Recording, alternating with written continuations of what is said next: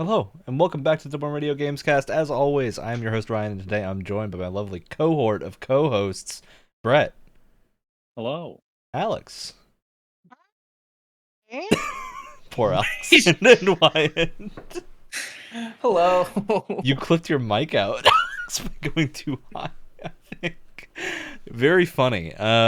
It's episode number 119. We're going to talk about the things that games do that people don't like but aren't actually bad, as Brett has so eloquently put the title of this episode. Words. It's great. But before we do that, the games industry has to answer for their sins. That's right. They You were heard it. Many things. We are judge, jury, and executioner when it comes to this. I love how the news section of our podcast episodes have become just the thing that we detest so much, and we kind of do it out of spite or something at this point. I feel like for a while it was almost sad because there were just so many bad things that happened Look, one after when another. you'll notice we stop doing news segments for like a month at a time occasionally, it's generally because it has hit the point where we just don't want to talk about it. But I feel like now it's just like we're so above it where we just make fun at this point. Like it's almost like and sometimes- desensitized. Yeah. It's just kind of horrible. and That's good. sometimes like we don't even want to talk about it just because like what else do we have to add to a situation? Yeah, Yeah. we don't have like, anything what else do we have to say? good to say about it. There's not a lot we'll talk about, but there's a few things that happened this week, and in the past couple weeks since we haven't done news the last few times. That it's some small things, actually mostly pretty good news, I would say, or at least like whelming news. Not like no Well, Better than comedy- usual. Aside I'm from prepared one, to be whelmed. look, it's Well. been not the worst month for games news. We've got a lot of release dates that are fun that are coming up. It's a fun time to be in because the summer games draw is not happening this year. Because a lot of delayed things are kind of pushed into this. So we got Xenoblade 3, we got a bunch of other indie games, Live Alive's coming out, at least for JRPG fans. And Brett, that brings me to the first thing I want to talk about. You and I were kind of iffy on Valkyrie Elysium when it was first this is shown true. off. I think everybody was. Yeah, because it didn't look that developed, I think is the right word. Polished. Yeah. They just showed another trailer, and it looked really fun. It's real good looking. It look really good looking, which is They crazy. have pulled a 180, I think, on what this game looked like. It went from that first trailer, I was like, oh, is this game just like really early in development? No, it's like done. Yeah, it must have been. You know what? Must have been footage from January. I think was Yeah. probably what happened there. Footage from Oh January. no. I believe it's But coming out it- in, is it Classic. September or October? Or October, both and then of them? October for Dio Field is PS4 and September, I 5. think. October for PS4 and PS5, I think, and then November for Steam, Yes. which is how I'm probably gonna end up getting it. I'm gonna wait. Because I was gonna wait anyway, because like especially with that early trailer, it's like, I love me some Valkyrie profile, but Mhm. like this just looks like ARPG. Like Yeah, bottom 29th of line, September, bare minimum. Valkyrie Elysium on consoles, PC. It arrives on November 11th. So Yes. 2 days after God of War. Yeah, which that's gonna Well- die horribly, but I don't care because I'm getting one of those. Yep.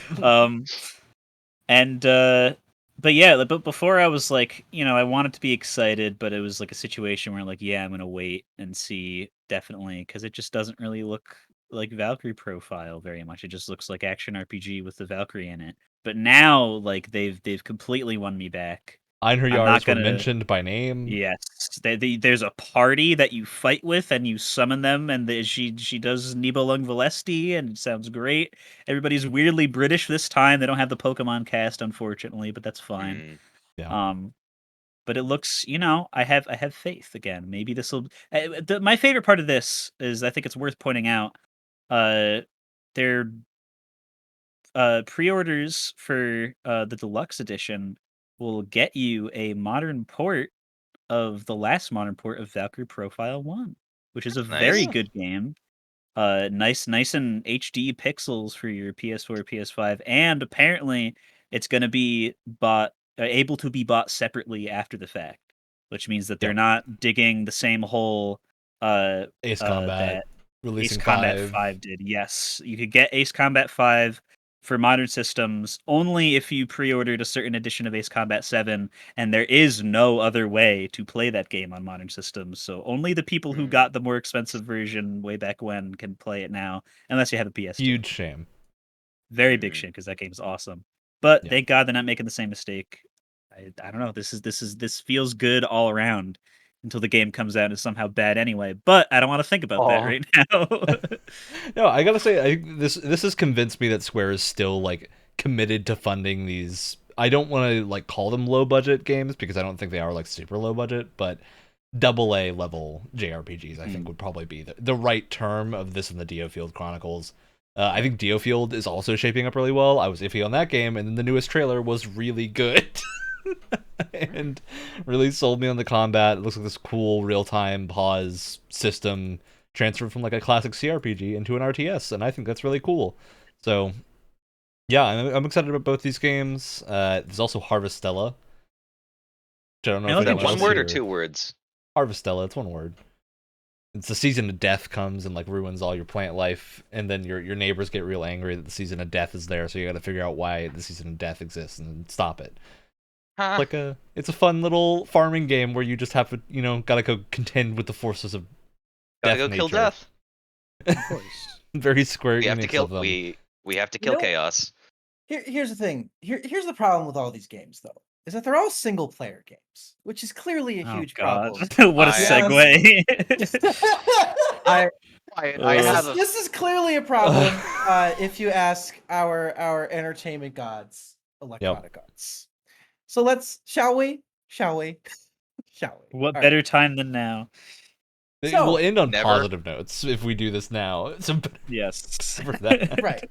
I wanted to throw in this fun little jab because it's just too much fun. So EA, being the geniuses that they are, Marketing geniuses. marketing geniuses, They're truly in touch with the people. sent out this little tweet saying they're 10, but they only like playing single player games. Which, coming from EA, is both hilarious. We just complimented on the last episode 2 single player EA games. Yes. Which we laughed about this but we knew that that you had something to say, Wyatt, so we didn't talk about it very much. It's so funny because it's infuriating and hilarious because EA of all people are the ones talking about this, because like you said, we had some very good things to say about some EA like single player games last episode, and it's like their single player games, like the rare ones that we get every now and then, are the only ones that are getting any amount of positive attention when it comes to EA right now. So this is ridiculous, and it infuriates me to no end. But what if I told you that they released this tweet and were expecting this kind of reaction? In fact, they wanted this kind of reaction, It was not a just from psyop. us, but from their own developers. Oh. What? Apparently, I mean, I can understand that for publicity, but why in-house? there was this tiny little leak from an unnamed EA dev that said that they were workshopping this tweet around before they sent it out, and they were on, like, I think they used Slack or something, and they're like talking to all their department heads and stuff, and they're like, we're gonna release this tweet. Let's workshop some fun roasts to this tweet.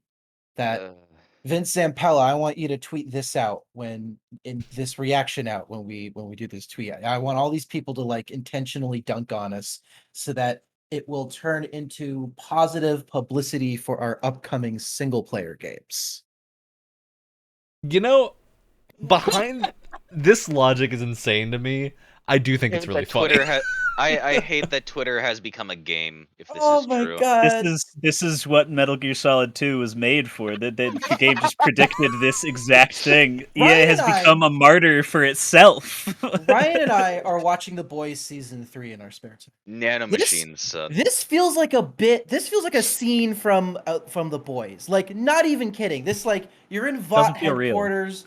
You have Ashley trying to come up with like some crazy publicity stunt or something to cover up for another Homelander mess up. This is the kind of shit that they would do in that show. It's insane. I can't even. It's Wow. God. That is one of those things where I don't know if it's true. However, I choose to believe I that is the truth hope of my that is own the case because volition. it's far Yes. funnier than the opposite. And the other thing Yeah. is, so like I said, they posted this in their like, Slack or whatever, and they were like, "Hey guys, you should roast on us." Everyone in that conversation was like, "Don't do this. This is really stupid. Please don't do Yes, it." it is. And no one was on board. It just I think it's generated publicity, and EA to me, and I think by a larger extent, most companies of any kind, even outside of games, would take any publicity is probably good publicity as long as it's like you're not trouncing your own reputation or something. I think EA making a dig like this is just, I don't know. I think people are gonna forget about this as in terms of it being a statement that was made, and they're just gonna remember the fallout from it. Which, if what sounds like the case, is that's what EA wanted, is the fallout to be the remembered thing. So yeah, I don't know. I think this is an interesting But does the fallout event, because like you but- said, they want that like attention, right? But now Yeah. that we know that it was a staged thing, do you think it's Whether gonna or have not the we know, same 'cause kind of that- impact? I don't know what the source for this is, so I can't verify how. USA Today had like some sort of EA source or something, from what I Yeah, understand. so it's always whether or not that person 100% knows the logic, but But here's the thing, even if it's this not a true reads as story, something possible to me, and that's a problem. that's the thing. Even if this isn't a true story, there's going to be a lot of people out there who will just take it as a true story, just to like, oh, of course that's something EA would do. Like Yeah. screw EA. Yeah. And I feel like that's going to lessen the blow of what they were going for anyway, even if it's not true. Mhm. So I don't- feel like, and at least for me, because it's I don't have any statistics in front of me. But at least for me, like I'm so like cynical and uncharismatic towards anything that EA does. It's like, okay, well, you're not gonna win me back with that because I probably wasn't going to like buy any of your single player games new anyway. Mhm. And now it's like, at least from my point of view, it's like you're saying that fake or not, you've run your false flag operation, and you've destroyed, you've roasted your own devs that make these single player games that I have enjoyed in the past. I don't immediately see the positive parts of that. I don't immediately go, "Oh, well, in order to prove EA wrong, I'm going to buy things that I like from EA." And also, Screw like, you. regardless, Like, no. regardless of whether or not this was planned or whatever counts as being a quote unquote mastermind at EA, the devs didn't want it. They didn't want it. Yeah, in the story, they didn't want it either. well, and that's my question that I have for you three. Like, what's worse, if this was an honest tweet that Anything they were EA like, does is "Oh, worse. screw single player games," or is it worse that it was like a staged thing and they were trying to get this like reaction? Like, I think the stage from thing is everyone? definitely worse because the stage thing shows, I think that they are very misguided in what is Mhm. going to work. But again, like, it's hard to tell because the thing I think we've all learned about marketing from various just real world marketing examples is that you can, from the outside, you have no idea what is actually working to the company. So Yeah. it's really hard to say from us outsiders whether or not this was a tactic that, if it is a tactic, is good. I think that the thing that it being a tactic represents is that they had some intent behind this that maybe wasn't very good or was just very misguided towards what quote unquote gamers want. And I think that, as opposed to this being like a lone tweet that one person made on their shift, probably just like a bad decision, I think stands out as being more of a company-wide misunderstanding than a single person's Yeah. iffy choice. Because this is more, again, if this is the case, this is more nefarious and more underhanded than just being like, okay, let's put in the extra couple dollars to really like boost the advertising of our single player games and really make sure that people know about them and know what these are about and make sure that they get the love that they deserve. We're not going to stack two of them on top of each other with the same release date within a week of each other or something like that. We're not going to destroy Titanfall 2 with one of the best single player first person shooter campaigns ever, period, and screw it over with another really good first person shooter game, Battlefield 1, within the same span of time. We're going to actually take the time to make sure that these releases are advertised and planned properly. No, we're just going to try to see what happens. We're going to go to the petri dish that is Twitter. We're going to see what poking and prodding it with little, like, it's like a mad scientist. It's so stupid. Like, just shut up and be a normal company, you weirdos. Funny, It's so funny you dumb. should mention Petri dish, because sometimes that's the only culture people at EA have. Oh.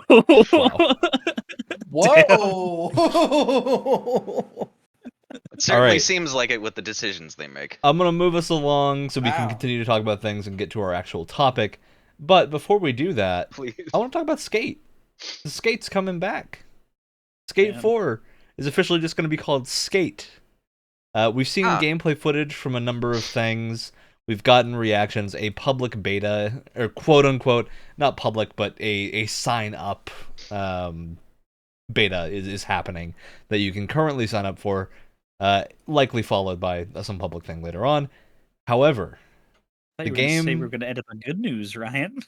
Well, this is the curious thing. So I've gone through phases with this announcement. What has happened, Skate 4 has been officially called Skate, all lowercase, no capitals, and it will be free to play with cross-play and cross-progression. Yeah. So I see two futures here. And one of them I'm okay with, one of them I'm not. The future and the worst timeline. The worst timeline and free-to-play Skate.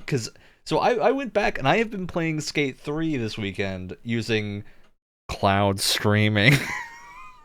And it's remarkably worked very well. I say that as if it's a joke, but it has worked legitimately well with the Xbox Cloud streaming stuff. It works, and that game is very fun. And honestly, to make it free-to-play, I don't really think you need to change anything. Just monetize some cosmetics. And I think you've got a free-to-play game. How many? How many? All of them. How many cosmetics, Ryan? Like How many 75. cosmetics, Ryan? 75% probably. How many skateboard cores are there gonna be? So, I don't know. I'm of two minds on this, because I do think a lot of comments that I've seen are basically like, the audience to pay $70 for a full Skate release is probably smaller than it would have been 10 years ago, and likely isn't enough to fund the development of this game. I think that is probably a true statement, and that to me is the thing that I'm like, okay, I would rather have a free-to-play Skate than no Skate at all.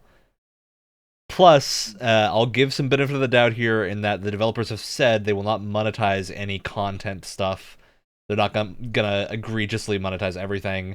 The monetization will be locked to like event cosmetics and stuff like that. This is always a slippery slope because Halo Infinite lied. is You know the what same thing. You know what other free-to-play game just monetize the cosmetics, Ryan? Yeah, Halo Infinite. Yeah, Halo Infinite. So, I don't know. I don't 100% trust this. What I do trust, though, is that the dev team behind this really likes what they're doing. And that goes a really long way to a game coming out feeling like an actual sequel.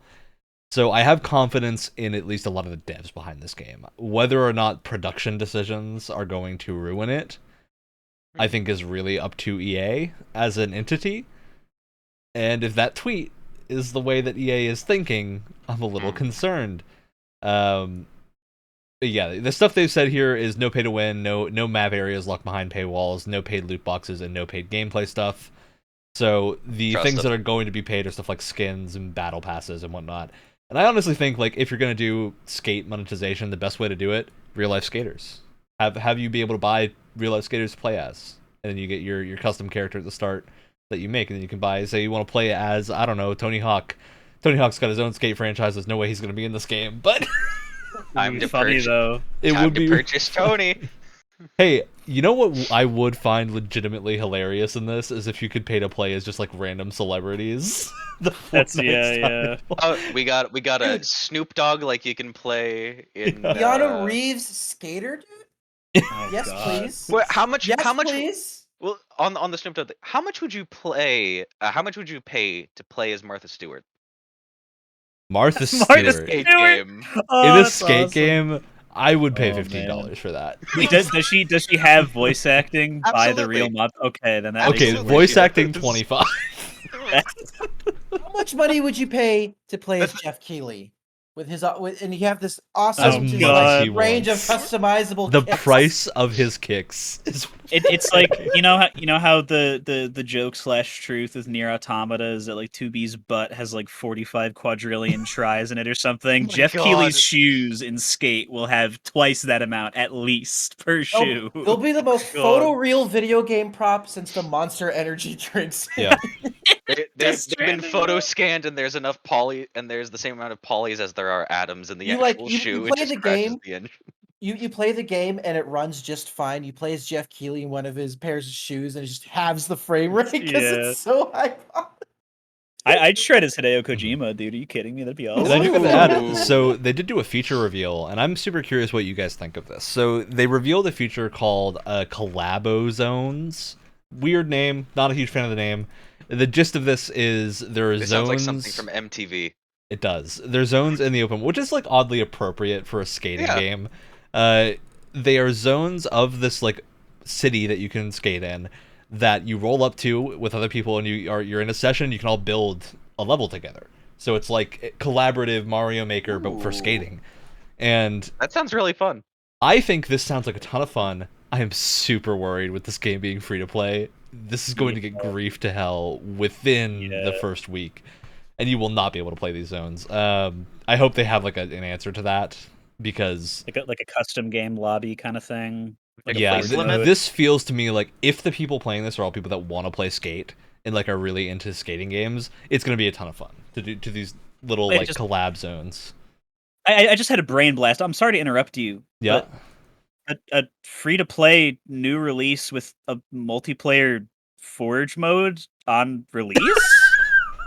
I'm sorry. I'm a little confused about that. I thought that wasn't possible. I thought these not these for people some at this. These people We at this don't dev team have- must have people that are actually hired to work on it until the project is done, and not just contracted for 6 months and then they have to onboard new people. That not must be how supposed they so work. much. We're not supposed to have this kind of technology for another 10 We don't plus have years. the tech. I am very confused about how these guys got their hands on some of the spiciest tech in the industry. I do not understand. Must have been. Yeah, I have two possible answers to this: time travel, or just a better gaming chair. True. Oh my Yeah, God. I'm cautiously optimistic for this, just because I do believe the dev team behind this definitely, because a skate game is not going to get made without the dev team caring. That's a legitimate thing, I think. Of this is a genre of game that is so easy to make a bad skating game because you have to get everything right. You have to nail all the stuff. Can we cut back to this episode when the game comes out and it's terrible, and we have no. like the Benny Hill theme going? If that happens, Like, I will listen, cut yeah, that listen, video myself. The amount of minutes we could make of a montage of us saying how awesome Battlefield 2042 is going to be. I'm just saying. Actually happen? Oh, we were. I hyped. would rather I was be excited. optimistic than a pessimist when it comes to I skate. agree. I don't want to would- believe that they'll ruin skate. I would like to also believe that, at some point it just has to get beaten into the thick skull of EA that maybe this isn't going to work and we should stop doing a bad job. Like, how many times does Brett. one group of people have to fail catastrophically badly over and over again without stopping multiple times in a direct underestimating. row? I You're wish I underestimating. could be an optimist here, but the skull of EA that you're trying to beat sense into, it's like the villain Hammerhead from Spider-Man. I mean, we say this, Oh, but EA did release Apex Legends, and Apex Legends was extremely well received for most of the first 2 years it's been out. So For a while. yeah, for a while it's gotten interesting, It's gotten but worse. I think most of the people with those complaints are people that have just played the game for too long. So, Probably also that. I do think there's a lot. But There's a lot of room for this to go wrong, and I think there's a lot of room for it to actually work, and I really hope it works. listen, Yep. if you're Playable if it's Martha an Stewart. if it's an EA multiplayer game and it doesn't have respawn anywhere in that on the front of the box, Reason for caution. all caution to the wind on that. I mean, at Just this point, I'm saying, also or the cautious with opposite. respawn. So, A little yeah, it's a situation. But I think for the most part, we're in a good spot here. All right, it's time to talk about our actual topic. We're going to talk about the things games do that people don't like that aren't actually so bad. So Just rolls right off the tongue. as far as my notes go for this, was this personal opinion or stuff that we should actually have researched? Oh, this is 100% personal opinion, but yeah, Okay. it is- Okay. Yeah. this is a fun little thing. Just personal opinion? Just shred everything. Or are you saying your opinion is fact? I'll go off the notes that I took while on shift at work to start because I think Of it's worth pointing out. Yes, this is personal opinion. We did not conduct scientific research that everyone that disagrees with the things that we're about to say are factually wrong. You This are, is but just that's besides the point. it's just that I would rather people stop complaining and just play the game that these things are in. I instead also of being think we're babies about hoping it. to give a little bit of developer insight here as to what devs, at least in our like history when we've made indie games and whatnot, what you might think when you're going about a mechanic that may at the first like test seems like something that players won't really like. Yeah. There's reasons you do a lot of these things, and I want to kind of dig into that and show that sometimes when you go after a thing like a poison swamp in a game, maybe it's there to make you confront your preconceived notions about how to play the game and try something new for a little while. Mm-hmm. Yeah, and I think it's also worth pointing out: are there really like unsalvageably bad examples of all of these things in games? Yes, Absolutely.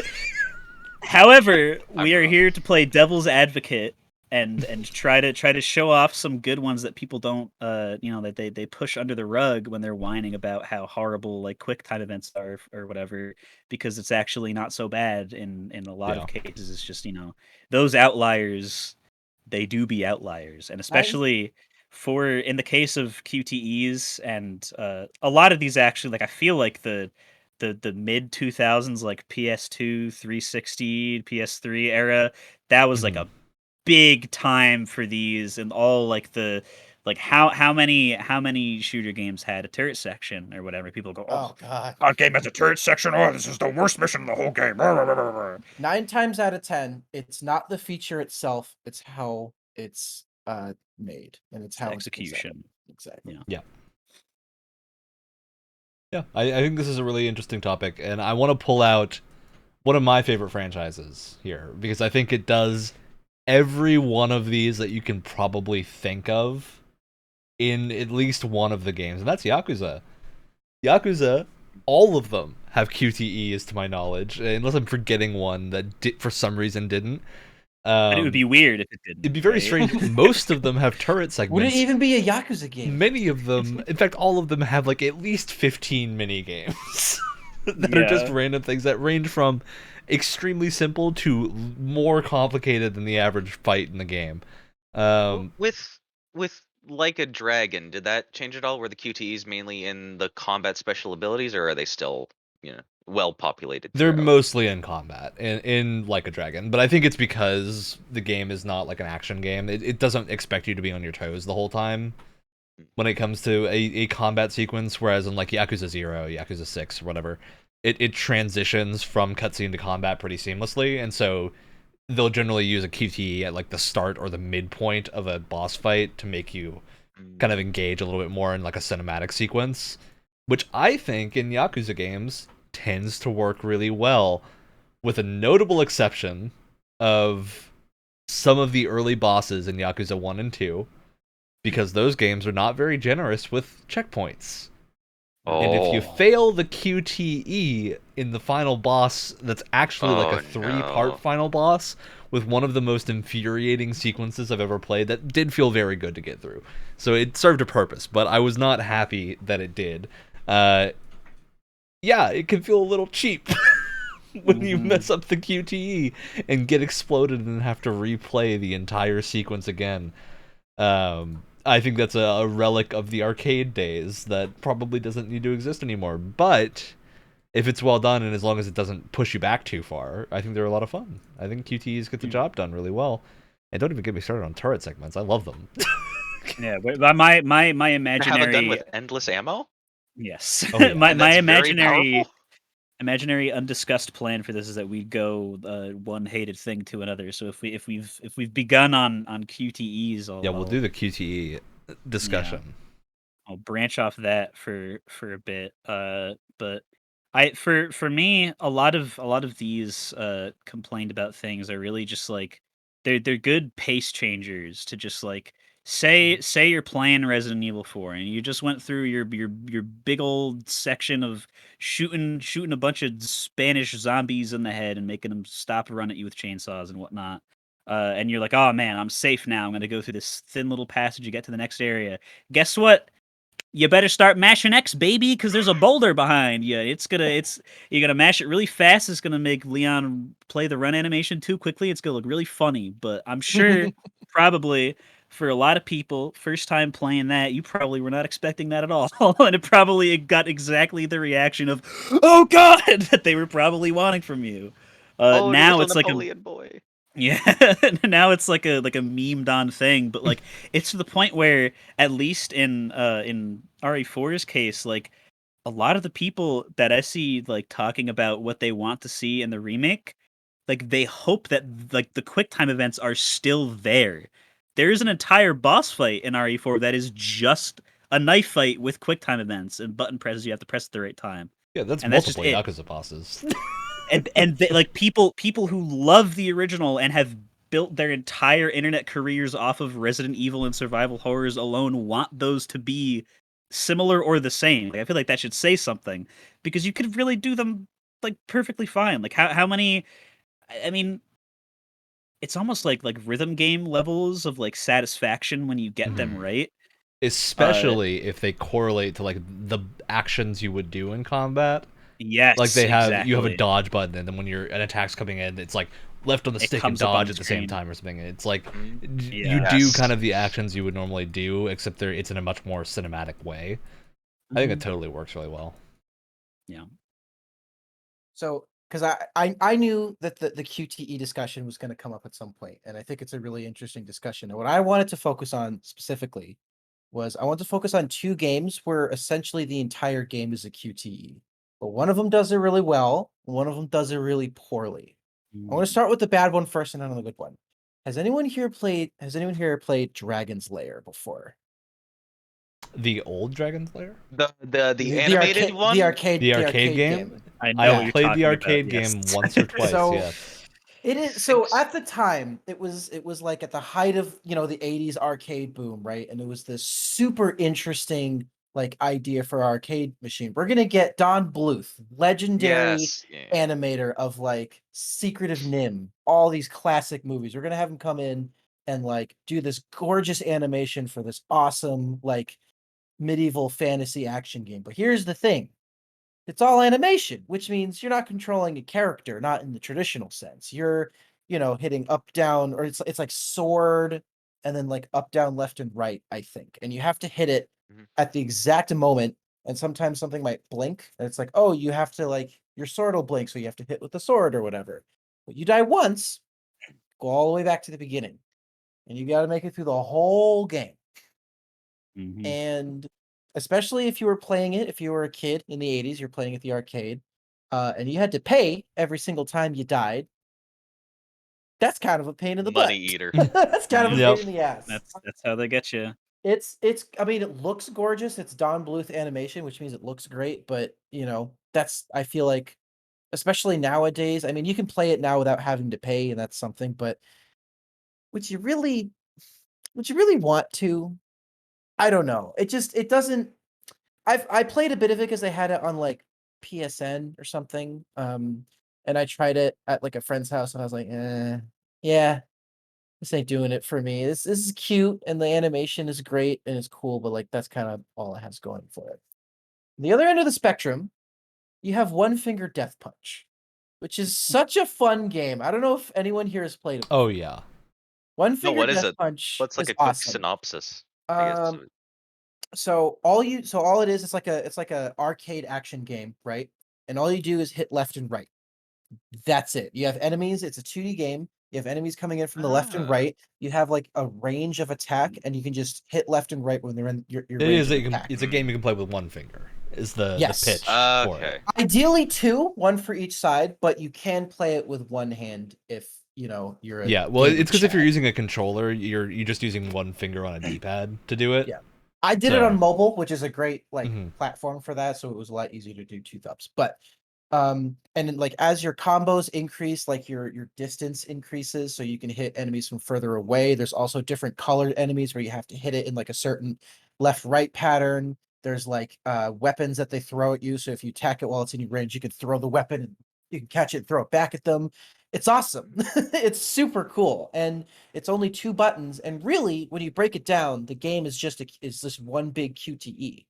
But it's Mhm. so fast paced, and it relies, and it still has some sort of skill involved in it that you're not really thinking about that while you're playing. And it's super like fast paced, frantic, and it is just so much fun.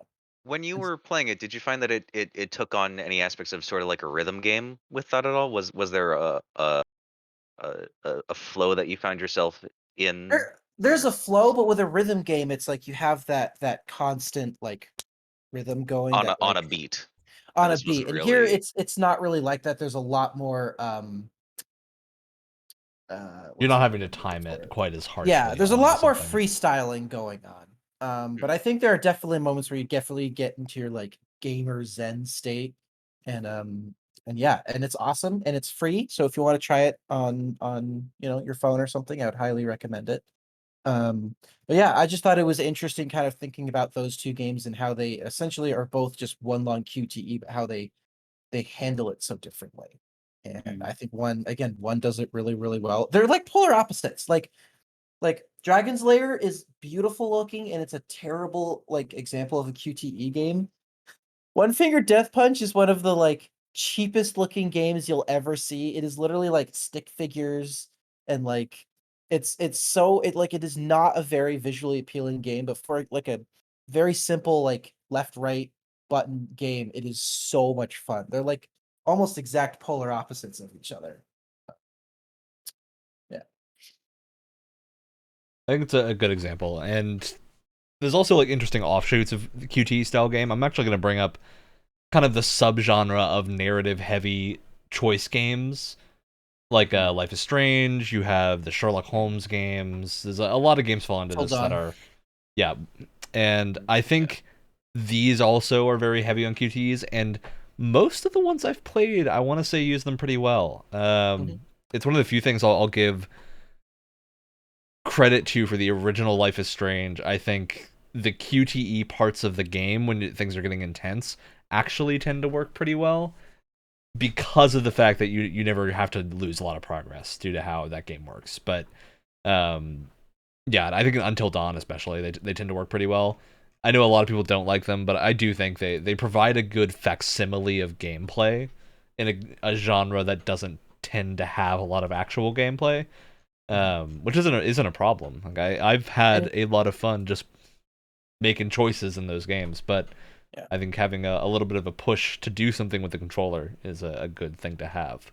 And what hides the like, because when you think of a QTE, you think of like button pumped on screen. Now you have like this amount of time. Maybe there's like a little loading bar. You have to hit it. Mm. A lot of those kind of QTE moments in something like Until Dawn isn't quite like that. A lot of it is like, oh, if you like move the stick forward, the guy's hand moves forward or like moves left and right. So you have to like grab something and then pull down, or you have to like pick something up and like put it over here. And it's not like it's not like super complex gameplay, but it's a really interesting way of grounding you in the story when you feel like you're actually picking up like turning a page of a book or something like that, when it's a bit more Yeah. analog than just like pressing a button. It gives it a reason to be a video game while still being like a really story heavy experience that isn't like entirely gameplay focused. Yeah.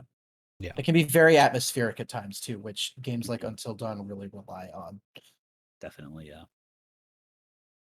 All right. Anything else about QTEs we want to talk about? I do think another. Oh, go ahead. Another fun example of a QTE was Kingdoms of Amalur: The Reckoning, where sometimes if you're fighting an enemy and you have this like big finisher, you have to like tap X a bunch of times. You can get some like extra XP if you tap the X button quick enough for like a final kill, which is like a Yeah. really quick example of a QTE, and it's like 2 seconds, but it's so much fun because you're just like obsessively tapping your button, Mhm. trying to get like a little bit of extra. And it doesn't like feel XP too from bad the if you kill. miss it, because you're just missing a couple of extra XP points. Yeah. You're not missing. You're not restarting a checkpoint. You're just losing out on a bit of XP that you made, that Yeah. you definitely want. I do think this also QTEs spin out well into another thing that I think gets some flack in games. Puzzles. Yes. Puzzles in man. games. And I think this is You why may have stolen one of my ideas. Yep. That was this one is of why my- I wanted to goes. transition this, because I think you in particular would have a lot to say about this, Alex. But yeah, I think puzzles are a thing that a lot of people both love and hate. I'm a big fan of a lot of puzzle games, but sometimes they're too much. I think from the position of a developer, it's really hard to know if a puzzle that you're making is understandable to someone because you inherently know the solution. So the only way to know if it's understandable is to stick it in front of someone else and go, hey, can you solve this? That's QA. That's what QA is for. Yeah. But then Yes. you have the problem of the people that you stick it in front of may or may not be familiar with the rest of the thing that you're making. And so you've now got the problem of, well, you may not be able to rely upon the answers you get because they're from different skill levels of players, or players that like haven't played the whole game, so they don't have the context you would need to solve this thing, which I think is a legitimate problem with designing puzzles, and why it's so hard to find like classic puzzle games like Portal, just 'cause they're so hard to make. Yeah. You gotta put so much into it. The context thing that you talked about, that's like perfectly one of the things, because it's the two sides of the same coin thing, because I've found that people, equally like it's not 100% of people, and I'm the outlier here, so like it's I'd say an equal amount of people both hate, and then an equal amount of people both hate and love, like the thing where it's um the thing with context, puzzles that do not have hints to them. Like there's not an ability to get hints for it in the game, and that changes drastically on whether or not there's enough context for people to pick up on in the level or in what they've experienced in the game so far. From what I've I'm a big experienced fan with of it. hint systems. Because I think if you would rather have a player solve your puzzle within 30 minutes and not spend eternity either having to leave the game and go look it up or get stuck doing something. So I think it's a good idea to have a system like that in place. I think like it's definitely also in the genre of game for me. Like in the Professor Layton games, there are some quote unquote math based puzzles that that I find I just really need the hint coin for. And then because it's that the most amount of stuff you can do in the game to solve it is you have the memo system in game, or you can do the memo system out of game and draw some diagrams on pen and paper, which I like to do. But when a game is more free form and open and doesn't put you in the okay, here is the logic puzzle that you solve bit, when it's like, let's say it's a physics based puzzle, I vastly prefer when there's no hint system and you can toy around with the game's physics engine and things like that in order to find a creative way to solve it. Well, because those puzzles tend to not rely on external knowledge. You just need to play around and figure it out. Your hint equivalent should have been like your prior experience with the levels leading up to the physics puzzle. Yeah. And I think to ground why we're talking about this kind of thing that people don't like episode, I want to give some examples of ones that people don't like of puzzles. And I gotta bring up classic point and click games, the LucasArts stuff. The logic in those games is nightmare logic. It Oh, doesn't work. That is one word Discworld- for it. We won't use Discworld the other and- word. Discworld and King's Quest are something else, and they're some Yep. of my favorite point-and-click games. And like I King's love these Quest games, too. but man, are they? I could totally leave all the puzzles they've designed on the floor because most of them are just not Oh, puzzles. my They're God. just slap items together until you're done. Yeah. Oh my god! Wait! What about Legacy of the Druids? Yeah, Oh, the Legacy of the Wrath Druids. of the Druids. And I wanted to Oh. bring up Zero Escape, Alex, because Zero Escape is a Ah. weird subgenre of puzzle game that I think Japan specializes in, which is Oh, absolutely. It's the detective escape and room. murder puzzles. And you get this thing. Zero Escape has. There was an entire game where the whole crux of basically every puzzle is can you do prime numbers? Oh crap! I'm dead. Well, they give you I a guess I can't calculator that play that handles game it. So you don't One, need to three, five, go out of the seven, game 9. because you have like a built-in calculator that does everything you need for you. So, but you do need to constantly have in your back of the mind, I gotta do like some weird math with this later. And I think So it those are does the puzzles. require. No, sorry. Continue. No, keep going. So it does Absolutely stop. require some type of math knowledge. It Alright, requires so- you to functionally understand the concept that they introduced to you at the start, All right. which is hard to understand because it's not explained super well. The thing that the Professor Layton games do with their quote-unquote math puzzles is that they will. They love to throw intimidating looking things at you, and that's how they get Yeah. you. Like, because this game is like for what's the age rate? It's like 7-year-olds and up. I think is something. Layton is not Zero. Not You're zero. giving a Yeah, lot absolute- of credit to absolute- 7-year-olds. Absolutely, yeah. No, Layton and Zero Escape are on completely different sides of the spectrum for puzzle games, but But I think they are With- the with- same type of puzzle game, bizarrely. with the Layton things, with the hit point system and things like that, but with the types of like quote unquote math puzzles that you get in Layton, you only need to know addition and subtraction ever. There, like something will look like you need to, there's a quadratic equation or there's some type of line graph thingy or some weird geometry or trigonometry thing that you need to do with angles and things. No, it's as simple as putting putting the circle through the circle hole or the square through the circle Don't hole because it's mistake small this. enough. Don't overthink this kind of puzzle. Yeah. Yeah, and I think these are the ones that ride a line. I think especially in Zero Escape, where they are some of my like favorite of this type of game. Some of the puzzles go too far, for sure, and I think that's in the interest of making the game have like a challenge that escalates. Are you talking in theming or leaps of logic that you need Oh, to leaps make? of logic, absolutely, because you hit a point with these where you'll kind of exit the realm of reality, and at that point puzzles based on like physical concepts no longer make sense. And I think that tends to happen especially in the later Zero Escape games. But Zero Escape's creator created another franchise that's more recent called the Somnium Files. And the Makes sense. reason I think the puzzles in these games, which have the same leaps in logic, work way better is because they take place in a nightmare world Yes. of They take someone's place in- dreams. yeah. So them being dream logic is expected. And in that way, instead of approaching a situation where you're trying to think through a logical conclusion, you're trying to think through what would the character whose head I'm in consider this object to mean. Like if I'm in the head of someone who murdered someone with an ice pick, and I look at a lock, do I open the lock with a key, or do I stab the key into it like it's an ice pick into someone's skull and then turn it? And you're like, well, that's obviously the answer. And I think that works astoundingly well in the context of it being a dream world. Yeah, I think it's a very unique situation that game puts puzzle mechanics into. So. Mm-hmm. And I have recently I've played more of that game now. I did pick the left bird cage or whatever. Yeah.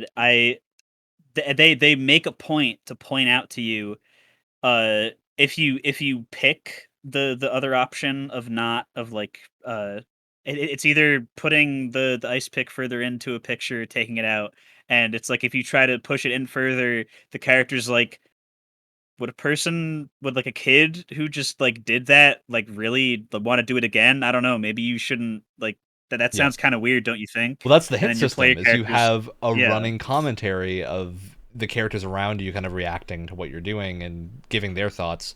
So if you do something wrong, you have a thing to fall back on, because in this game, you have time limits. And so you yes, need to not mess up too badly, or else you got to restart the section. But it's very generous with allowing you to like forgiving. have a checkpoint mid puzzle. But it is a fun system to make sure that you are engaging with the puzzle and still have some pressure on you. So Yeah. I think it's a really good system, and it solves the dream logic problem of old school point and clicks, where now it is a dream, so dream logic works. Yes. Yep. And another thing, like puzzle adjacent, because sometimes it has puzzles in it, but it's a more broad term, is what I like to call single player downtime.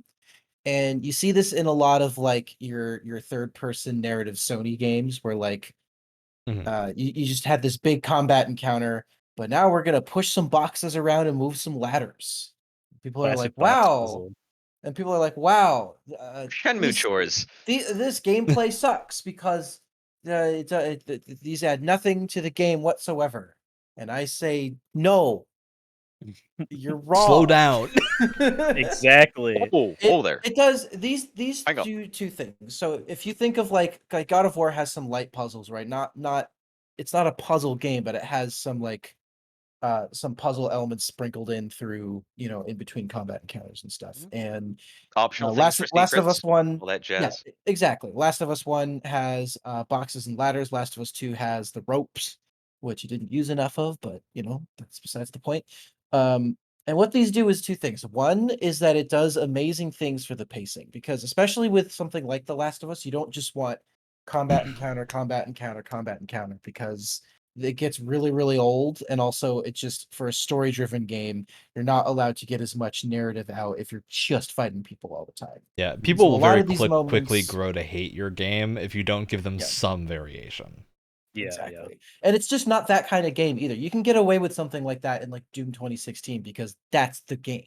The Mhm. game is Yeah. shooting demons in the face. Well, even It's then, you have not, like parkour and platforming yeah, and interspersed they between expanded on that with uh Doom Eternal. Eternal as well. There's a lot more like, in between sections, which I quite liked. But it allows for just to like slow down for a minute and just kind of let you kind of soak in the environment that you're in. Because if you're moving things around, you're Talk also to a taking in. character. That's the other thing, is that it does great. It makes massive strides in like character development and just having two characters talk to one another. If there's one thing that Naughty Dog always does really, really well, it's just you put two characters in a room and you just have them talk to each other. Like they're so good at dialogue writing. No matter how you feel about Last of Us 2, there are some great little exchanges between all the characters in that game. And these moments are great because it allows these characters to just talk and just have this great back and forth with each other. And for narrative driven games like that, it's really, really important to to have those moments. And so I feel Yep. like I get it. It's pretty light. It's pretty sparse gameplay wise. You're just moving around boxes and ladders. I get it, but you're also playing a narrative game, so you have to have these moments where you just allow the narrative to take over while you walk around. That's kind of what you get with these types of games. And you're either, Mhm. you're okay with that or you're not, and that's if it's not your cup of tea, it's not your cup of tea, but that's what you get with those types of games. I think another thing kind of on a similar line with that too that I thought of while you were talking is that like this is a big thing, especially with like when uh JRPGs first became 3D and let you walk around on a 3D plane and like look around the dungeon from a third person perspective and didn't just have you like, from the top down and stuff. Uh you know, I think they like that it was kind of seen as an opportunity to expand on what dungeon crawling could be because I've played.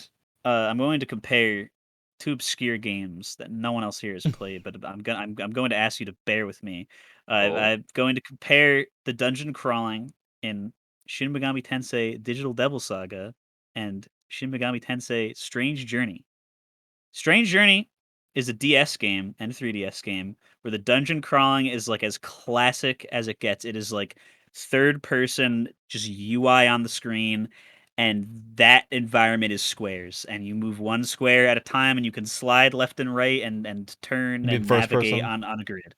First person, you never see yourself during battle or whatever. Your battle UI comes up on the other screen, and you just see the demon standing in front of you. It is like super simple. The dungeon crawling in that game, if you do not have the stomach for it, will make you want to die in real life, because it is literally you walk from square to square to square, random encounter, and that's it. That is what dungeon crawlers were for a pretty long time, until 3D things allowed things like in Digital Devil Saga from the same series on the PS2, you navigate that in a third person 3D perspective. Now you have some 3D brain teasers to go about. There's no like math thing or anything, but it's like, you ever seen or play like laser chess, where there's like, the one thing is shooting a laser out, and there's a couple mirrors on the chess board that you have to move around and make Yes. the laser go between the like that level of stuff. You can't really do that in old school like versions of the same game, because So, you Brett, just don't have that perspective. before you're done with this, I want to bring up another game that nobody else here has played, which is a Okay. franchise called Etrian Odyssey. Because Yes. Etrian Odyssey is the strange journey approach of You guys are you making are these doing. up. These aren't real. They're all real. They're all real games. They are first-person dungeon crawlers where you go through tons of dungeons with lots of classes that you have, but they're more modern. These are a modern take on that very classic approach, with the one change that makes these so much more fun is you don't have a map, and instead you have the to map draw itself, the yeah. map. And that means Yes! you're engaging with it so much more, because as you go through these little areas which you only look at as grids that you slide left and right and rotate on in first person with a D-pad on a DS. Oh my! That's how you play It's for these the games. DS and 3DS. Wow. Yes. Yes. They are wonderful games that are great dungeon crawlers, and they make exploring the environment just complicated enough with these map making tools that you can actually have a lot of fun mapping them out, especially because the DS has the stylus, so you've got like a great solution to mapping something in it. Yeah, I just think they're really unique takes on how to make a more modern approach to that first person style of dungeon crawler without high budget and without doing a lot of fundamental changes to it. So yeah, I think it's interesting how different series approach that same thing.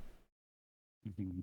Yeah, and I bring that up because, something that could be boring, just dungeon crawling with the random encounters, the puzzles being there, and the 3D exploratory perspective games, the puzzles are there to break it up so that you aren't bored. And if they weren't there, you might say that you really don't like them, which, yeah, they might be a little obscure, but if they weren't there, you probably wouldn't like the game at all. Because they would just be literally nothing for an entire like 6-floor dungeon. And, Etrian Odyssey has the cartography thing going for it. S&T does not. So it would Yep. literally just and a lot of S&T games are just you go on those squares, and if you don't like those Mhm. squares, well then Oh, I got bad news for you. well, you Yeah. better be there or become a square. And Brett, I think you have struck at the heart of what this kind of type of design is, which is making the player just vary what they're doing a little bit. Exactly. Exactly. Because I go back to the classic John Romero quote from Doom. He's saying players are going to optimize the fun out of your game. So you got to do something to minimize that and make it so that they have something to engage with, and it's something that forces them to change their tactic. You can't approach every enemy the same way when you're creating a first-person shooter. You have to create things that are like a big threat. If you see an enemy with a rocket launcher, you got to prioritize them, things like that. And I think that's a really strong design methodology. And it's something that I go back to when I've been playing Ninja Gaiden, one of our games for our big list of games to play for the next month. And one thing that game does that I think is really clever is it uses color and enemy weapon types to be like, hey, this is a priority target. When you see the dude in a white suit with a rocket launcher drop down, go kill him. like right now, and he won't be a problem. But if you leave it sitting there, you're gonna get hit by a rocket out of nowhere and get really upset. And I think that's a really strong way to just be like, hey, just change what your attention's focusing on. You don't need to use a different weapon or anything. You don't need to like change your whole play style, but just have some target prioritization. So that way you're moving between different enemies and that you have a little bit more thought going into what you're doing rather than just hacking and slashing.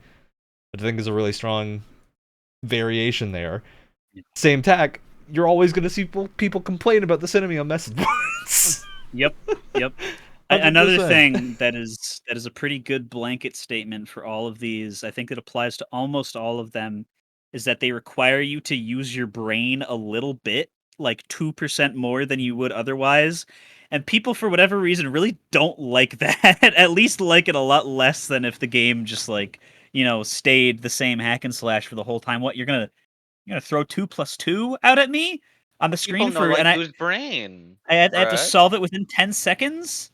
No, this is not good. I had to strategize differently for one level. And there's for things like your classic water levels, your classic escort missions or whatever, those Sewer are very levels. easy. Sewer levels, those are very easy to handle poorly, but they are there to make you think differently. And I would wager to say that a lot of the time, if you suspend your, like, the equivalent of suspending your disbelief when like a movie does something crazy and you're like, okay, I'll go with it for now and I'll see where this goes. If you suspend your gamer disbelief and you go, okay, what is this trying to make me do? And you do it, you might find that you've done it, and then you Just should fight not the be mad frustration anymore. just a little bit. Just a little bit. This Exactly. is why people play Dark Souls. This- You now yeah, understand the appeal of the Souls franchise. Yes. Speaking of Dark Souls, that's another one of my. I also do. I things want to we'll get correct to it. myself before we get too much further, before my gamer cred gets ruined. It wasn't John Romero who said that quote. I was misattributing that. It was Soren Johnson. So as soon as I said that, I was like, this was wrong.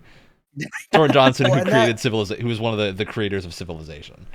Well, that was I was about to say too. Like all of this goes back to that classic Sid Meier quote: "A game is a collection of interesting choices, or a series of interesting choices, I should say." Mhm. But what happens is, if You you don't have a any interesting game, choices to make. Why are you playing the game? you that's the thing. Optimizing the fun out is, you have these choices at first, but once you've found the optimal route, there's no more choices to make. You're making This all is of also them for why- you before you've even like. This is gotten why to games a have count. meta, which are like online only games, adjust their meta every couple of months. It's because people will find a meta and do the meta thing. It's why like you need to, even if the game is quote unquote perfect, if League of Legends is perfect in the current state, you have to hit it with a bat and mix things up, or else people are going to get bored and stop playing the game. And people might dislike that. I know I myself disliked it many times when I played League of Legends, but it did keep me playing the game. And it at least has a reason, like a good reason for why they do it. It's not just like, we are here to ruin your fun. Screw you, asshole. No, you want They people to just play ruin their different own game. characters. Now, Yeah. the inverse of that is sometimes a character doesn't get adjusted, and that's just as Yes. much of a problem. If like something is overpowered and never gets a nerf hammer, or if something is underpowered and never gets a buff, it's like the issue that happens with old Destiny exotics and like old items in certain games. It's the Dark Souls 1 problem of some of the weapons are just really bad and unfun. And so you run into that issue with a lot of games, but it's you got to pick and choose your battles because you can't adjust everything all the time. So That goes back to something we've talked about before, where it's like that developer and fan base kind of back and forth. Do you where listen it's to like- them Yeah. or not? Yeah. the reality is that there is not as many developers in charge of like a single system as you might think. So they have to pick and choose what they change, because a lot of the time, if you have got the same people making content for a new thing as adjusting the old game, every time you ask them to do a new thing, you're adding more that these people have to do, and something has to give, right? There's got to be something that gets cut. So it's the unfortunate reality of a team that has to have a limited size. You can't keep expanding forever. You gotta make your choices as to what is worth adjusting. Sometimes I'm sure people make the wrong choices, but go ahead, Brett. Speaking of something that has to give, Alex, we interrupted you before. What were you going to say? It was like 5 minutes ago, but I did not forget. Oh no, what was You're I about to going to lead say? in. You look down at your notes. I think you Oh, might have a yeah. note about something because you looked down to your left. Are there no notes there, or Was were it you just no no no looking? no no? Was it the Dark Souls bit that I mentioned? I think it Yes, was That the Dark was Souls. that yes. was Yeah. You were or about to that go was off into another something. that was another thing if we were going to lead into like another um not topic but another section of Go the for it. Take us away, conversation. Allowed. Alex. So with the Dark Souls thingy, and this is also somewhat tangential to the no hint puzzle thingy that I was doing. Uh, Games with either a fixed or no difficulty setting to change. Man up. It, yeah, Get good. it's That very much is because I really admire Dark Souls and the people who play it, and I love watching it being played. I myself can't stand it, unfortunately. Like there's Souls likes that I love, but I don't like the mainline Souls series. And I've yet to try Elden Ring because it looks a little too similar for me, unfortunately. Um, understandable. but I love the gameplay aspect where it's not really, and this is less of an Elden Ring or a Souls-like thingy because you do level up in those games. I like the fixed or no difficulty where you are forced to still adapt and overcome just by thinking about it or trying a situation or Mhm. getting good and improving your skill level Like at the it. the game isn't going to stoop to you. You have to rise to what it's expecting from you, Yeah, and which is it's not. It's not something for everybody. Also, but I don't. I would not think that someone is less of a person for trying something and being like, "Oh, this isn't for me. This is I don't like when the game is this hard in this way or whatever." Which I think is probably something that should be spread around and thought by more people. And on the other But end of the pond too, you have to be like, listen, like you may not like these kind of games because they're too difficult for you, but you also have to acknowledge that there's a lot of people that do love these games. If yeah. Elden Ring sales is anything to go by, there are a Mhm. lot of people that love that Yeah, kind of game, Like, and it's just healthier for the industry that they exist, even if you don't like it. the Yeah. the You know? design vision of a game can mandate that yeah it is tough as nails or hard to grasp at some point, but the journey of finding it out and then mastering that content is really something else, and it yes, needs to be respected. I agree. Yeah. Yeah. I think there's a I do think this is the one that if there was unlimited manpower on a project, unlimited time to make something, difficulty settings is probably something that almost every game could have outside of like puzzle games that it would make sense to have a difficulty setting of a puzzle because you if you have learned the game to that point, you're probably capable of solving the puzzle. And if you're not, that's the puzzle is poorly designed. So I think this is one of the ones where like if in a perfect world we could have all these things, I think every game would have difficulty options. Because I think Dark Souls is a classic example, but the prevalence and massive popularity of mods for Dark Souls to change how the game functions. And Mhm. not even like make them necessarily easier or harder, but more just like change the tone of the game. And a more Yeah. like you can really change how it feels by making it a little bit more high fantasy like and giving things like regenerating magic and stuff like that. And it feels like a different game. It's not the same thing. It's more of like a power fantasy, but I think it is still like a really fun, valuable experience. But you're not going to the Souls experience. You're no longer, if you do that, you aren't playing a Souls game anymore. You're playing Mhm. a different type of game, which is not a bad thing. It's just With a it's soul not what skin Souls is on it. designed to be. So yeah, I think if Souls were to ever get a difficulty option, that's probably the way they would go. Is not, hey, Yeah, we're adjusting individual numbers. settings. We're doing things like making the player have access to more stuff and whatnot, Yeah, and yeah. Yeah. change around how the combat fundamentally feels. So Mhm. yeah, I think it's a really interesting conversation. I think this is the one that's most complex. Is just difficulty options are not an easy thing. In most games, I think a lot of games have the benefit of like, hey, if you're making a thing that has JRPG numbers, easy thing is just adjust some numbers, and you have difficulty options that are generally pretty good. Unlike a lot of things, I think JRPGs can generally do just like numbers tuning and still be largely fine. Yeah. But in some cases, it doesn't work. And when you're looking at an I- MMO like FF14, you got to make a completely new fight for new Yes. difficulty. And I- the I- thing, oh no, go ahead.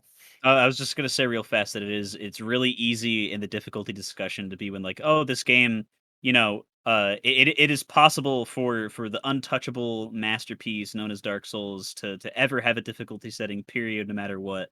I feel like when people think that, and I really can't blame them because for a while I thought that also is that people just like stop at the options being easy, normal, hard, and like different Yeah. levels, and that's it. But I really think that you have games. I mean, because it's like a Guardians of the Galaxy's accessibility menu where it's just like each individual like thing is a switch or a meter for like what's the enemy shield, what's the enemy health, how fast do your weapons overheat, how many of this do you get. And I think if we're sticking with the Souls like thing just because it's a thing for it's an easy thing It's an for a easy lot of people to example. latch on to, yeah. For me it's like I already make the conscious decision like 90% of the time when I play a FromSoft Souls game, I don't use items.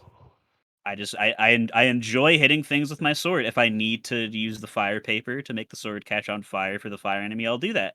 But I'll just do that until I get a fire sword or a spell that does that instead. I make there's no And difficulty this is why this option. goes back to that idea that we talked about earlier of you need to make your player do extra things or else they'll be like Brett. But that like players like me, like they already make the conscious decision. I don't Yeah. want to use the stamina grass, so I just won't use it. It's for me it's an extraneous thing during the fight. For my normal playthrough, I won't do it. That also leaves the possibility for me. Oh, okay. I will use more items this run or whatever. I'll do the Ryan Ranger build and I'll craft everything and I'll live off the fat of the land as they say. Uh, but I think having something like that, because like I said, players already do that. I already do that where I don't Yeah. use items. Oh, I technically will make the game harder if I turn item drops from enemies down 50% or whatever. Like that's a thing that you can do, and it'll make the game harder, and people will get less mad about it because it's not some blanket thing that like I don't know what happens when I turn the game to hard. Is that going to make more enemies appear? Is it going to make them all have more health? Is it going to make me have less health? Am I going to do more or less Yeah. damage?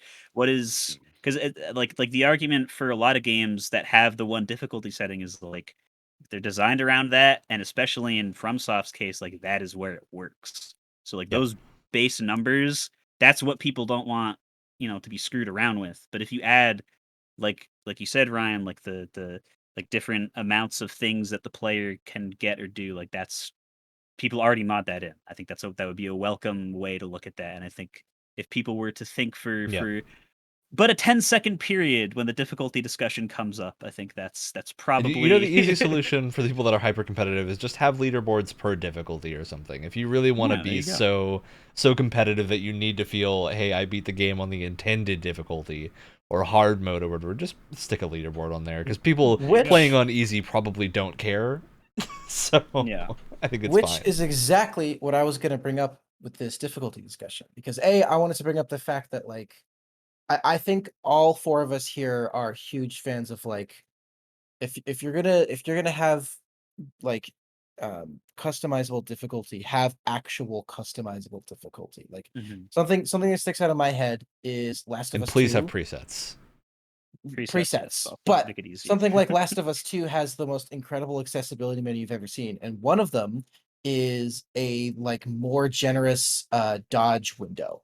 So like you can have like the you have your like basic window or like the default window, but you can have that be much more generous in the options if that's something you want to change. And I think the best example of this, I don't know if anyone played Thief, the I think it's like The Dark 2014 Saga. remake. No, the Oh, 2014 remake, which was not a oh, super well received game, but it has one of the coolest customizable like difficulty things that I've ever seen because they do everything. Item prices, like how quickly enemies can spot you, like uh how many warnings you get when if people are, like see that you're there, like all these like really cool minute difficulty things that will really change the game. And the cool part is for people who are like, oh, I'm going to play this game on the hardest difficulty, like whatever, you get extra points on a leaderboard depending on how you set up your settings. So if you have something, if you have a specific difficulty setting at like the lowest, you get the lowest amount of points. But if you have it at the most difficult like option for that specific setting, Score you multiplier. get more points for that leaderboard. Yeah. And so it really shows off like Yeah. I have everything set on max. I'm top of the leaderboard. I'm using because tilt of that. controls. Which I God. haven't seen a lot of games use, but that is Forza does that. genius. That is I how think, Forza games work.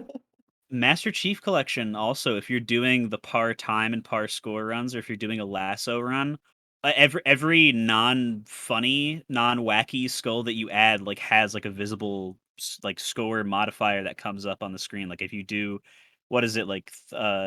Is Thunderbolt the one that makes the higher ranked elites appear more often or whatever? Like something like that would actually matter in gameplay will Mhm. give you like a 1.5 score bonus or whatever. So if you're I want to play this level, but I want to get the par score really easily. Well, I'm just gonna turn Thunderbolt on, and that's the game's harder, but I get more score for it. So I get my number's bigger than my friends. Haha. There you go. Yeah, I I have think that's always a bigger fun option. number than my friends. Good save. All right. Let's see. What else do I have? I've got a bit of a hot button kind of one here if we want to get into that in our How hot's the button? discussion here. Open worlds. How do I leave? This Open is- world design. This is its How own long did you- topic. How This long is- did you leave that one on the stove for, Wyatt? That's Let me that is here's a the smoldering button. here's the notes that I have for it. You know, I got a couple pages of notes. I'm gonna here. say we're already pushing close to time, so I'm gonna push open world to its own episode probably next week. I agree. Give me time to write a response. Oh my god, his counter thesis. Jesus Christ. Feel It's like- free to expand your notes in whatever way necessary. Cut to, I like- must be prepared Cut for to like this me issue. furiously writing down notes, and then I look over at Brett, and he's like, It's it's that one scene in like the All GIF that everyone posts from Death Note where it's just like I'm scribbling, laying like, down the incredibly hammer now. fun. This is gonna be next week's topic: is open Yeah. worlds. which we've already Blanket. talked about for a whole episode. We Well, we're actually gonna we do it haven't again. talked about open worlds in about a year, so at least. It's time to revisit So the topic. we're okay to talk about them again. This time, make sure here's that Pandora's each- box. Just Just Now- lift that right up. up. Just So I will say, crack it open. for your arguments, make sure that the opposing counsel has access to all the information that Of you're doing, course, that you have. yes. You know, any evidence, make sure it's shared between both parties. Ryan's the judge. I'm the court stenographer with a stutter. Oh, sorry. Yeah, and I will not be unbiased.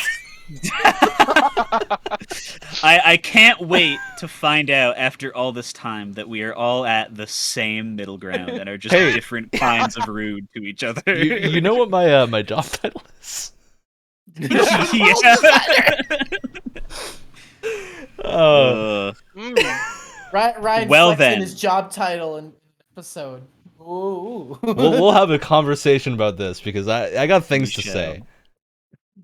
My in God. in that case, then I don't think any of us are turret segment designers, Yeah. but I would like Little do you like know. Little do I don't work at a liquor store. This whole time I've been the turret segment designer at Activision Blizzard. A liquor store is actually the name of the game company he's working in. I would like to chill for a moment for my favorite mission of one of my favorite games, and that is Black Cats in Call of Duty World at War. I thought the game was Black Cats and I was really confused. No, I said mission in game, and then I stated in name order mission and then game. You've been Yeah, I fooled. got confused because you said in game and I thought you meant in the game that you were about to Okay. say. Yeah. I see. However, you know, I feel like COD gets a really bad rep for its turret segments, and to be fair, I have not played anywhere near every COD game. However, I love me some World at War. That game rocks. They Does will rock. never make another World War II game like it in the AAA scene because it is just so disgustingly brutal and bleak and horrid. but Black Cats, man. I mean, in the middle of your first person shooter game, how you've done the D-Day style amphibious vehicle invasion mission, you've done your sniper mission, you've done your stealth mission, you've done your regular shoot exploring caves, going through uh fields and tanks and stuff. What more could you possibly do? Well, how do you put planes in your COD game? They don't really. That's not, Planes, boots on the trains, and ground is automobiles. exactly. You have to hit all three of those. And the way that you should do a plane in a COD game is just put the player in one of the big ones that has a lot of guns on it. Yep. Play some, like, I don't even. It's like, it's not breakbeat, but it's just like drum and bass in a World War II game, and just have someone scream at you while the sound of zeros firing at you just like, take the rear turret, go, Harry Sergeant. It's like, I'm pressing right bumper to go to the rear turret. Stop yelling at me. And it's just a full 15-minute mission of nothing but that, just the same like pounding bass drum. Planes constantly coming at you. The turrets you're using are constantly being switched, but it's still a turret segment because you're just sitting there. You're pointing your gun with infinite ammo and you're just shooting at the things. There's nothing wrong with this mission. It is a perfect mission, but it's a turret segment. So I guess automatically, from a lot of people's point of view, it should just be bad because it's a turret segment. Well, and while we're on the topic of Call of Duty turret sections, another one that is very famous in this series is the AC-130 gunship mission from Modern Warfare. Mm-hmm. The old one, not the new one. Yes. The old one. It's I don't think it's as like in terms of gameplay, I don't think it's quite as interesting because you're just switching between three different guns and you're not running around the ship. Mhm. But thematically, it's fascinating because of how Yes. brutal it is, but also how detached everything is. Mhm. Because I mean, you are raining hellfire on these poor terrorists. They are just. I mean, you can't Boys. quite see it, but their bodies are being ripped apart because these are like the Mhm. highest caliber weapons ever. But everyone in the plane is like super calm, and it's like there's almost no sound whatsoever except for very distant explosions.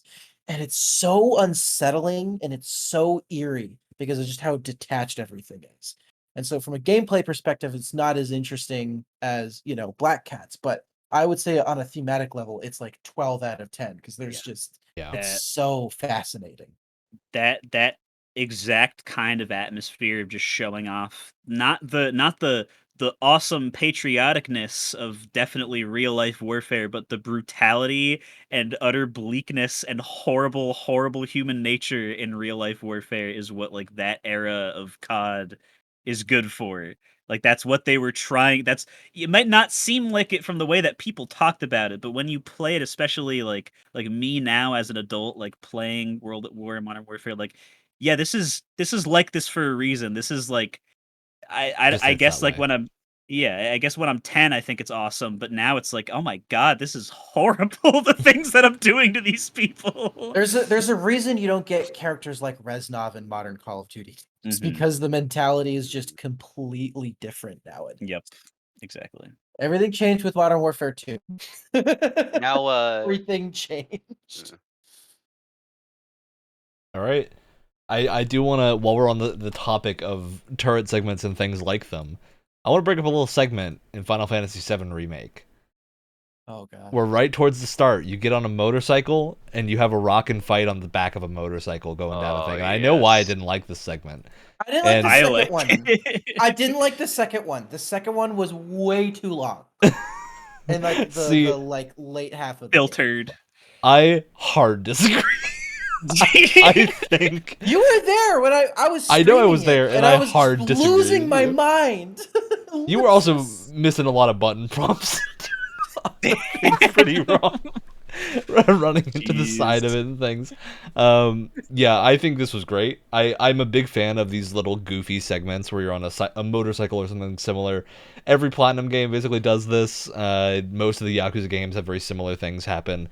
And I love these segments, even if they're very janky, even if they're very poorly implemented, because it's a really good variation, and they generally only happen once or twice.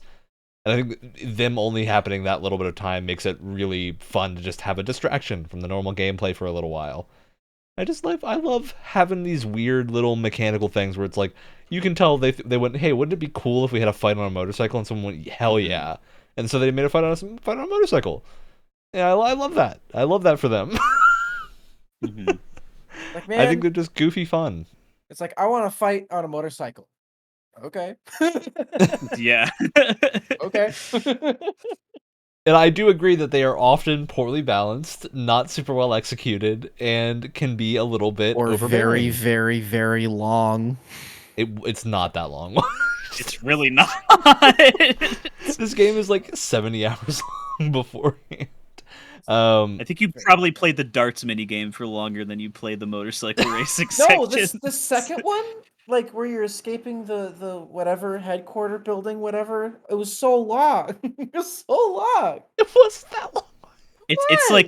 It's like maybe just over 20 minutes, including cutscenes. Which there are like 10 minutes of. Which there's yes.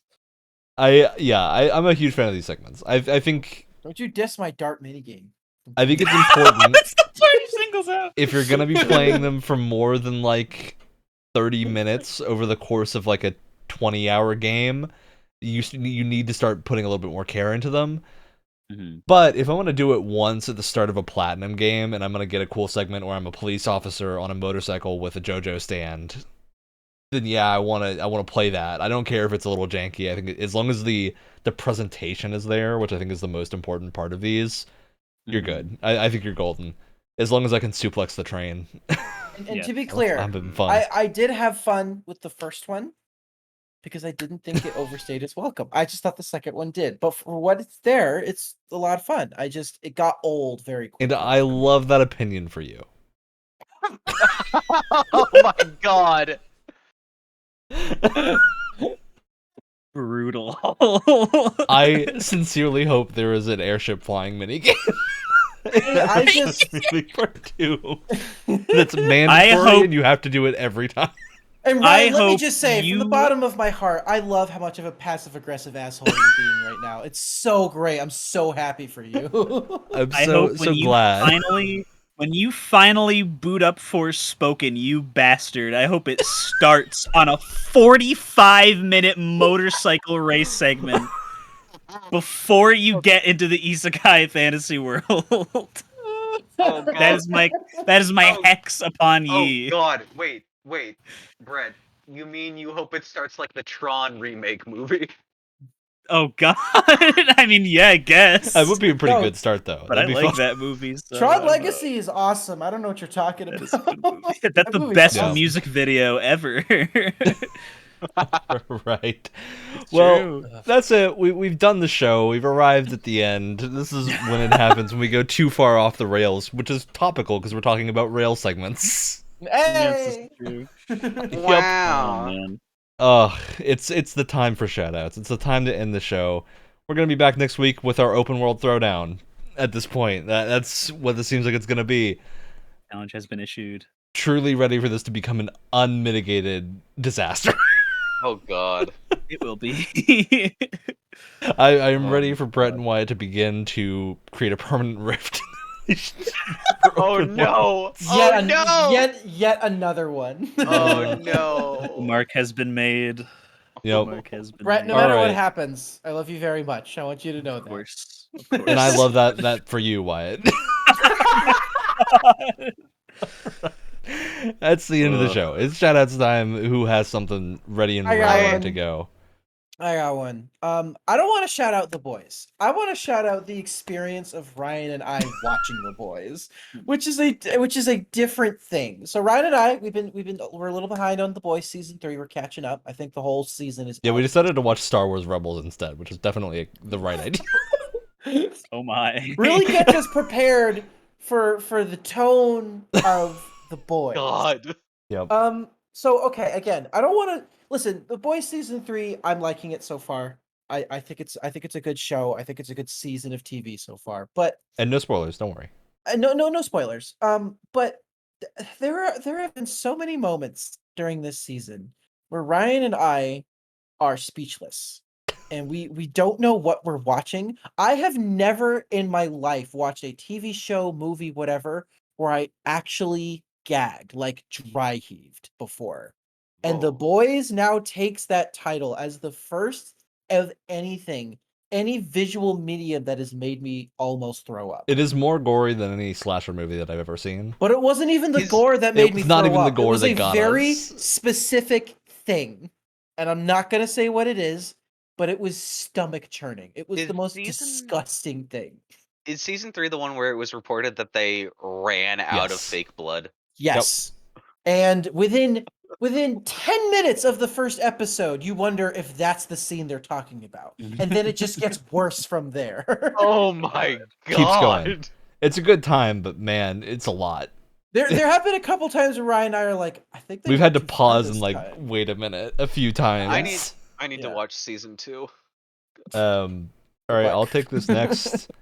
Hey, I remember just a little while ago, I was shouting out the fact that there was a little trademarking of Warriors Orochi 3 Ultimate Definitive Edition, and that we might get a definitive version of the best Warriors game. And then they just dropped it on Steam last week. With no fanfare. It's not full price, astoundingly, for Koei Tecmo. It's a $40 release with all the DLC from the consoles, aside from like a few miscellaneous things that probably had licensing issues. But it's like the best version of this game, and it's Nice. cheap on Steam, and I've been having a blast playing it now that I have access to all the overpriced DLC from the other console versions without having to pay more money for that, which is great. So Good. it's great to play the best Warriors game, which came out 12 years ago at this point, I think. Wow. Who's Oh next? man. Someone's gotta I'll give a go shout-out. so that this doesn't end the podcast in a weird way.